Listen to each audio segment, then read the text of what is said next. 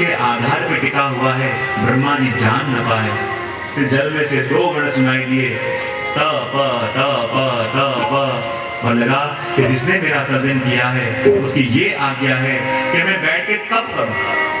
और पुनः कमल में पधारे और दिव्य सहस्त्र वर्षों तक ब्रह्मा जी ने तपस्या करी और तपस्या के फलस्वरूप भगवान प्रसन्न हुए, सामने प्रकट हुए।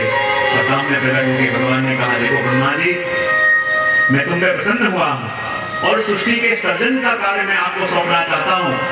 लेकिन प्रभु जानते हैं कि सर्जन का कार्य ऐसा है कि छोटा सा सर्जन हो तो भी मद हो जाए, और ब्रह्मा जी तो इतने बड़े जगत का सर्जन करने वाले हैं, तो इनको कहीं मद न हो जाए। तो सर्जन का कार्य सौंपने से पहले मुझे अपना सर्जन ब्रह्मा जी को दिखाना पड़ेगा।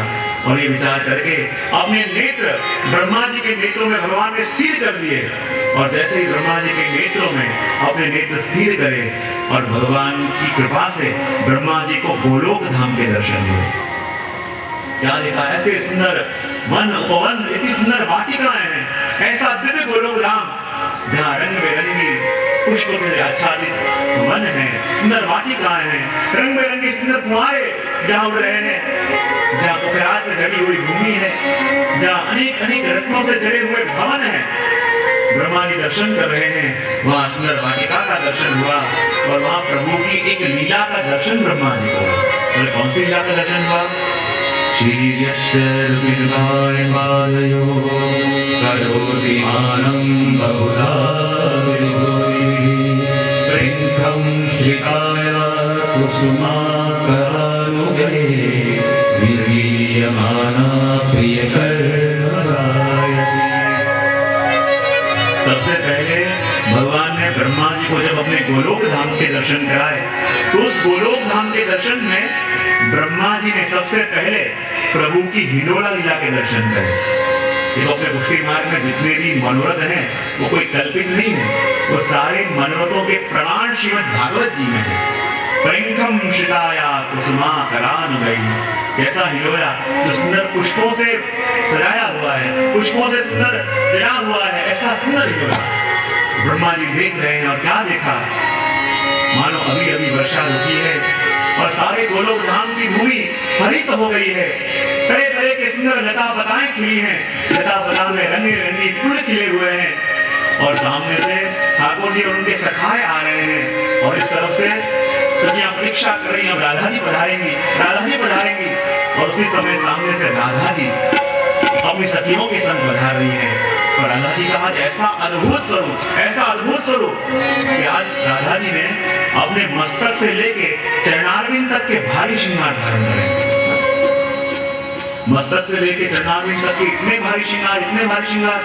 तब सखी ने कही, अरे सखी, राधा जी तो पहले ही इतनी सुंदर है, तो फिर मस्तक से लेके चरणारविंद तक के इतने भारी श्रृंगार क्यों लगा दिए? तब सखी ने कही, अरे सखी, हमारी राधा जी तो ऐसे कमनीय हैं, ऐसे कमनीय हैं कि ठाकुर जी की दृष्टि राधा जी के जिस अंग के ऊपर पड़े और प्रभु को मूर्छा आ जावे। इसलिए राधा जी जब भारी श्रृंगार धरे तो अपना सौंदर्य बढ़ाने के लिए नहीं, पर अपना सौंदर्य ढकने के लिए, अपना सौंदर्य छिपाने के लिए भारी श्रृंगार धरती है। और आज ऐसे भारी श्रृंगार धर के राधा जी पधारी, सभी सखियों ने मनोरथ किया है। ऐसी सुंदर वाटिका है, ऐसी सुंदर ऋतु है, तरह तरह के पुष्प खिले हुए हैं। तो आज प्रिया प्रीतम दोनों को आज हिलोला में झुलाम है। सखियां भागती भागती गई, जाके जहाँ सुंदर लता बताई थी उनको ऐसे बांध दिया कि मानो झूला हो, और मछली का हिलोला बांध के पुष्प भागती भागती लेके आई। एक पीले रंग का पुष्प, एक नीले रंग का पुष्प, एक पीले रंग का पुष्प, एक नीले रंग का। बोले क्यों? नील वर्ण श्याम सुंदर और पित्त वर्णी हमारे राधा जी। और जब दोनों पुष्पों से पूरा हिलोला जड़ा और देखो सामने की भूमि हरित हो गई। बोले क्यों? क्योंकि जब नीला रंग और पीला रंग मिले तब हरा रंग बनता है। और जहाँ पित्त वर्णी श्याम सुंदर राधा जी और नील वर्ण श्याम सुंदर के रूप से पुष्प लगाए गए और पूरी भूमि हरित हो गई। और सभी सखियों ने विनती करी, रानी जी आप हिलोले में विराजो, राधा जी हिलोले में विराजी। सभी सखियों ने प्रभु से विनती करी, राधा जी का मनोरथ है, आप ही पधारो। और ठाकुर जी हिलोला में विराजे, ब्रह्मा जी दर्शन कर रहे हैं, सभी सखियां प्रभु को झुला रही है और ब्रह्मा जी अनुभव कर रहे हैं। कुसुमन भात बनाए हिलोरे माई, कुसुमन भात बनाए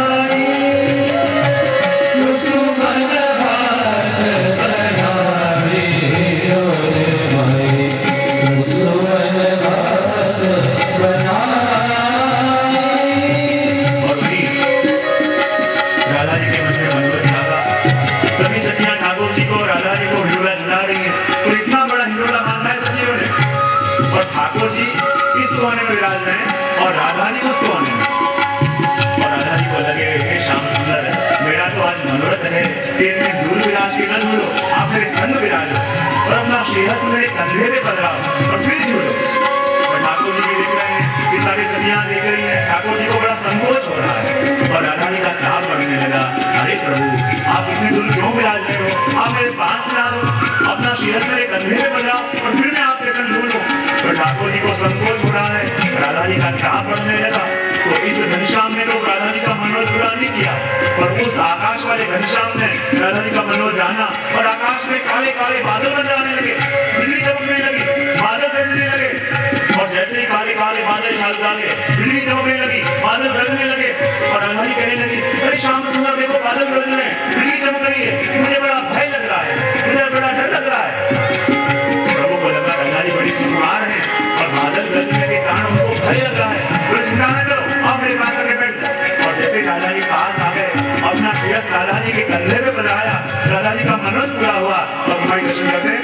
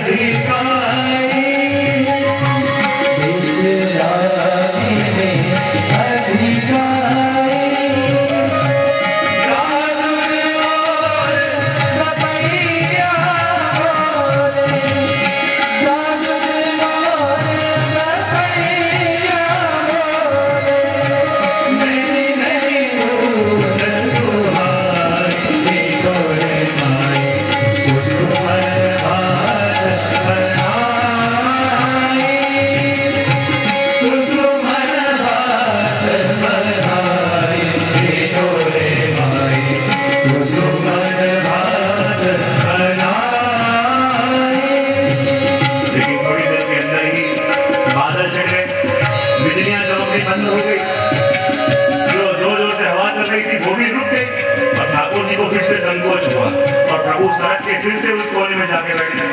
राजा जी विचार कर रहे, प्रभु क्षण के लिए तो आप पास पधारे, मेरे संग विराजे, अपना श्रीहस्त मेरे कंधे पे बजाया और पुनः प्रभु रूप पधार गए। हे प्रभु कृपा करो, मेरा तो मनोरथ है कि आप मेरे संग जुड़ो प्रभु, मेरा तो मन को मनोरथ है कि मेरे संग विराज की प्रभु आप जुड़ो। पर प्रभु को फिर से संकोच होने लगा, अब राधा जी का ताप बढ़ने लगा, अब ये मनोरथ कौन पूरा करे, अब तो ये घनश्याम भी नहीं मान रहे, वो घनश्याम भी नहीं मान रहे, राधा जी का ताप दूर कैसे हो।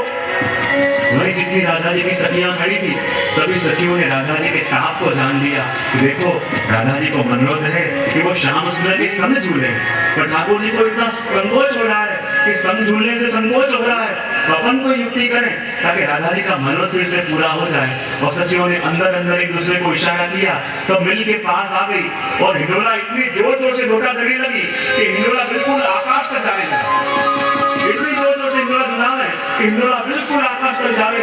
और राधा जी कह रहे, प्रभु देखो सखियां कितनी जोर से हिंडोला चला रही है, मैं गिर जाऊंगी, मुझे थाम लो। और प्रभु को लगा अरे राधा जी कहीं गिर न जाए, बोले ठहरो, अब मैं तुम्हारे पास आ रहा हूँ। और ठाकुर जी सड़क के राधा जी के पास आ गए और अपना श्रीहस्त राधा जी के कंधे के ऊपर बदलाया, राधा जी का मनोरथ पूर्ण हुआ। और सखियां दर्शन कर रही है, जो राधे कर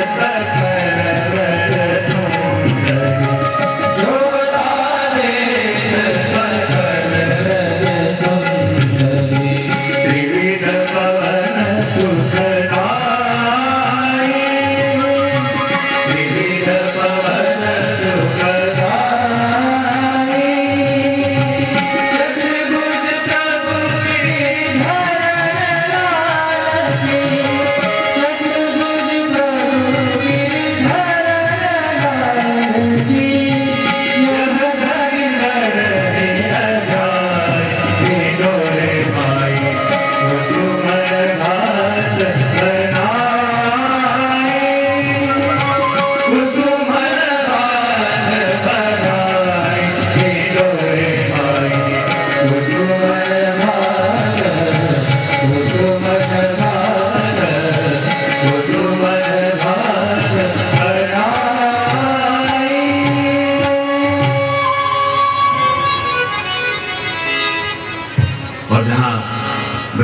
प्रभु की इस दिव्य इंद्रोला लीला के दर्शन हुए, ब्रह्मा जी कृत्य हुए और कहा प्रभु आज्ञा करिए, क्या आज्ञा आपकी है। प्रभु ने सृष्टि के सृजन का कार्य, विस्तार का कार्य सौंपा। ब्रह्मा जी ने कहा प्रभु मैं आपका ये कार्य करूं तो सही, तो उसके बदले में प्रभु मुझे आपसे 4 वस्तु चाहिए। प्रभु ने कहा कहो क्या चाहिए। सबसे पहले कहा प्रभु मुझे परावर ज्ञान दीजिए, और परावर ज्ञान कह के मांगा कि हे प्रभु आज तक आपके जितने भी अवतार हुए हैं और होने वाले हैं उसका ज्ञान प्रभु मुझे हो जाए। दूसरी वस्तु मांगी क्रीड़ा ज्ञान, और क्रीड़ा ज्ञान कह के मांगा जैसे एक मकड़ी अपने अंदर से ही जाल निकालती है और अपना कार्य सिद्ध हो जाने पर वो जाल को अपने अंदर ही समाहित कर देती है, उसी प्रकार भगवान भी अपने अंदर से ही जगत प्रकट करते हैं और अपना कार्य पूर्ण होने पर उसी जगत को अपने अंदर ही विलीन कर देते हैं। वही लीला आप मुझे समझाइए। तीसरी वस्तु मांगी शिक्षा, कि प्रभु ऐसी कृपा करो कि जो कार्य आपने मुझसे करने को सौंपा है उस कार्य के अतिरिक्त मेरा मन और कहीं न जाए। और चौथी वस्तु मांगी गर्वा भाव, और गर्वा भाव कह के मांगा कि प्रभु इंसान का स्वभाव है थोड़ा सा भी कोई कार्य बड़ा करे ना तो उसको मद होए बिना न रहे। तो प्रभु ये तो सृष्टि के विस्तार का कार्य आप मुझे सौंप रहे हो, तो प्रभु ऐसी कृपा करो कि इस कार्य का मद मुझे कभी ना हो। और ये 4 वस्तु देने के लिए भगवान ने चतुश्लोकी भागवत का उपदेश ब्रह्मा जी को दिया। अहमेवास्मेवाग्रे नान्यद्य सदसवरं पश्चादभुञ्जने योऽशिष्येऽस्म्यहम्। देखो ब्रह्मा जी, उस सृष्टि के अंदर जब कुछ भी नहीं था तब जो था वो मैं। इस सृष्टि के अंदर जहां तुम्हें सब कुछ दिख रहा है लेकिन इन सब के अंदर भी जो क्रीड़ा कर रहा है वो मैं। और जब इस सृष्टि के अंदर कुछ भी नहीं बचेगा तब जो शेष रहेगा वो मैं। उपदेश दिया भगवान ने, देखो जब कुछ नहीं था तब भी मैं था, सब कुछ है तो ये भी मेरा ही विस्तार है, और कुछ भी नहीं रहेगा तब भी जो शेष रहेगा वो मैं। और यही तो भगवान की लीला है। कहते जब भविष्य में कथा आती है, उदालक का बेटा श्वेतकेतु जब विद्याभ्यास करने के लिए गया, पढ़ के तो आया पर ज्ञान का बोझ माथे पे लेके आया। पिता ने पूछा बेटा पढ़ के आए? बोले हाँ पिताजी। बोले क्या क्या पढ़ा? बोले ये पूछो क्या नहीं पढ़ा? बोले ये भी आता है मुझे, वो भी आता है, ये भी आता है, ये शास्त्र भी कंठस्थ है, चारों वेद कंठस्थ है। पिताजी को लगा भैया पढ़ के तो आया है पर ज्ञान का बोझ माथे लेके आया। तो अच्छा बेटा तू सब कुछ पढ़ के आया? बोले हाँ। तो मुझे एक वस्तु ऐसी दिखा कि जिस एक वस्तु को जानने के बाद दुनिया में कुछ भी जानना बाकी न रह जाए। बोले इतने शास्त्र पढ़े पर कहीं एक वस्तु ऐसी नहीं आई जिसको जानने के बाद आपको जानना बाकी न रह जाए। सारे ग्रंथ फिरा के देखे, सारे पुराण खोल के देखे पर कहीं एक वस्तु ऐसी नहीं मिली जिसको जानने के बाद कुछ जानना बाकी न रहे। बोले ऐसी वस्तु कौन सी है? अपने ज्ञान का मल गया, दीनता आई, पिता के चरणों में आके बैठा कि आप ही बताओ ऐसी एक वस्तु कौन सी है जो जान लेने के बाद कुछ जानना बाकी न रह जाए। पिता ने कहा बेटा सामने क्या है? बोले घड़े हैं। बोले कैसे घड़े हैं? बोले एक लाल रंग का घड़ा है, एक हरा है, एक पीला है, एक नीला है, एक सफेद है। तो पिता ने कहा बस बेटा अभी तुझे जो हरे रंग का, पीले रंग का, नीले रंग का घड़ा दिख रहा है, काले रंग का घड़ा दिख रहा है, लेकिन जिस दिन तेरी दृष्टि ये देखना प्रारंभ कर देगी कि अलग अलग रंग के दिखने वाले घरों के अंदर भी मिट्टी एक ही है, तब तुझे दुनिया में जानना बाकी कुछ नहीं रहेगा। अलग अलग नाम और आकृति वाले दिखने वाले मनुष्यों के अंदर भी आत्मा एक ही है। ये जब तू जान लेगा तब तुझे और कुछ जानना बाकी न रहेगा। तो सर्वत्र भगवान तो है पर माया के कारण भगवान के दर्शन हमको होते नहीं है। और मैं कहता हूँ कई बार प्रभु की और अपनी लीला कैसी है। जैसे एक छोटा सा बालक हो 4-5 साल का और पिताजी कहते बेटा अपन घर में छुपा छुपी का खेल खेलते हैं, और पिताजी छुप गए पर्दे के पीछे और बेटे से कहा बेटा मुझे ढूंढ दो। और बेटा प्रभु को पिता को ढूंढने निकला और पिताजी आप कहाँ गए? पिताजी आप कहाँ गए? पिता को ढूंढने के लिए तो निकला लेकिन सामने पड़ी हुई चॉकलेट मिल गई। और फिर से पिता ने ढूंढ सोचा, ये तो मुझे ढूंढने आ रहा था, वहां कहाँ चॉकलेट में अटक गया। फिर आवाज लगाई, बेटा मुझे ढूंढ दो। और बेटे को याद आया, अरे अरे अरे मैं तो पिता को ढूंढने निकला था, कहाँ उलझ गया। चॉकलेट को रख दिया और फिर कुछ ढूंढने को निकला, और जहाँ ढूंढने निकला पिताजी कहाँ गए, वहीं खिलौना पड़ा हुआ मिल गया। और जहाँ खिलौना पड़ा हुआ मिला, खिलौने के संग खेलने में लग गया। और जहाँ सब कुछ छोड़ दिया तो पिता को ढूंढने जाना न पड़ा। पर्दे के पीछे छुपे हुए पिता स्वयं प्रकट हो गए सामने और बालक को अपने गोद में उठा लिया। तो ये लीला, ये कथा उस पिता और पुत्र की नहीं, ये अपनी और ठाकुर जी की लीला है।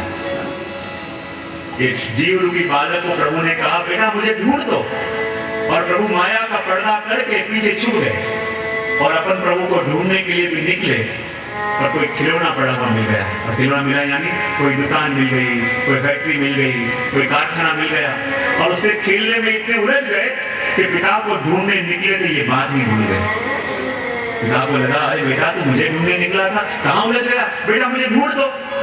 और जहाँ फिर से पिता का आवाज सुनाई दिया, लगा अरे मैं तो पिता को ढूंढने निकला हूँ, खिलौना दूर कर दिया। और जहाँ ढूंढने के लिए निकला वहां सामने पड़ी हुई चॉकलेट मिल गई। और चॉकलेट मिली यानी कोई बहुत बड़ा ऑर्डर मिल गया, बहुत बड़ा कॉन्ट्रैक्ट मिल गया। और चॉकलेट खाने में ऐसे उलझ गए कि पिता को ढूंढना भूल गए। लेकिन एक घड़ी ऐसी आई कि चॉकलेट भी दूर कर दी, खिलौने भी दूर कर दिए और हे पिता के चिल्लाने लगे।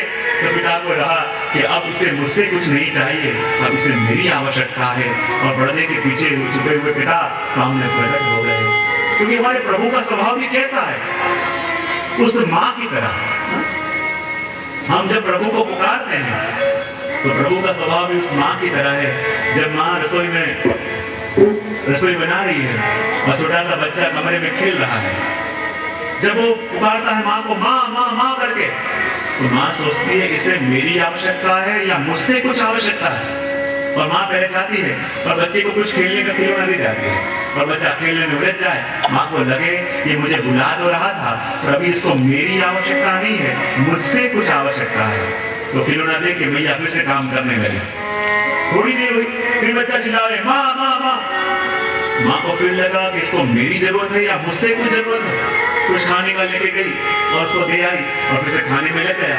माँ को लगा मुझे बुला तो रहा था पर अभी भी इसे मुझसे आवश्यकता थी, मेरी आवश्यकता नहीं है। और जहाँ कुछ देर हुई और बालक रोने लगा, उठ के रोने लगा, खाना भी नहीं चाहिए, खिलौना भी नहीं चाहिए, बस मुझे माँ चाहिए। और जहाँ ऐसी तलब जगी तब माँ को लगा अब इसे मुझसे किसी वस्तु की आवश्यकता नहीं, अब इसे मेरी आवश्यकता है। और जब माँ को लगे कि मेरी जरूरत है तो हजार काम में लगी हुई माँ सब कुछ छोड़ के बालक के पास आ जाती है। उसी प्रकार प्रभु का स्वभाव भी उस माँ की तरह है। जब प्रभु को अपन पुकारे तो प्रभु भी सोचे इसको मेरी आवश्यकता है या मुझसे कुछ आवश्यकता है। क्योंकि हजारों लोग प्रभु के दर्शन करने जाते हैं। प्रभु कहते हैं ये हजारों लोग मेरे पास आते हैं, मेरे दर्शन करने आते हैं। उन हजारों लोगों में से ऐसा कोई नहीं आता जिसको मेरी आवश्यकता हो। ये हजारों लोग आते हैं लेकिन हर एक को मुझसे कुछ चाहिए, हर एक मुझसे कुछ चाहते हैं कि आते हैं, मुझे चाहने के लिए कोई नहीं आ रहा।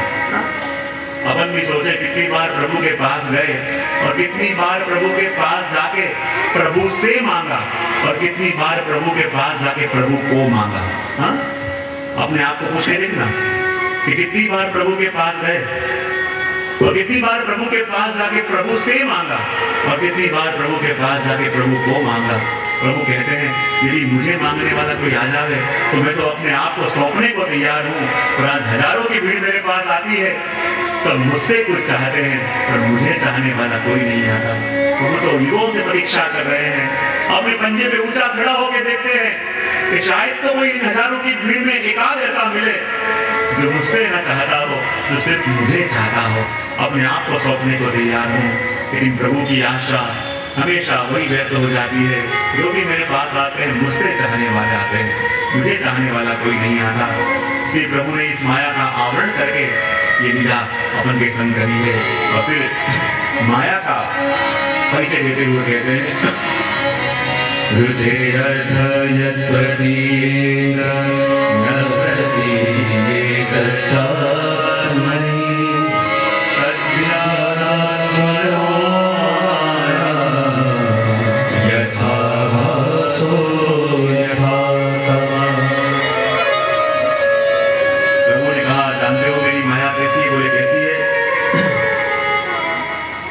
ब्रह्म की वस्तु के रूप से अपन को स्मृति करावे, और वस्तु के अंदर छुपे हुए ब्रह्म को जो छुपा देवे वो माया,